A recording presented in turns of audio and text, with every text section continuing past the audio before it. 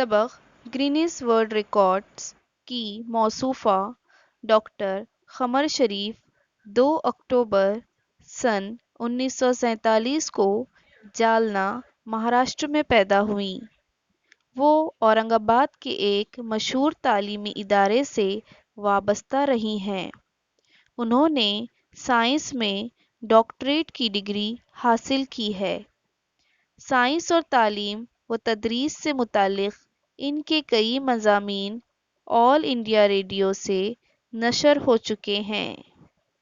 इसके अलावा इदारे फ़रोग़ उर्दू, दिल्ली की जानिब से क़ौमी सतह का इनाम पासबान तालीम हासिल कर चुकी हैं। मौसूफ़ा ने इदारे बाल भारती की साइंस की किताबों का तर्जुमा भी किया है।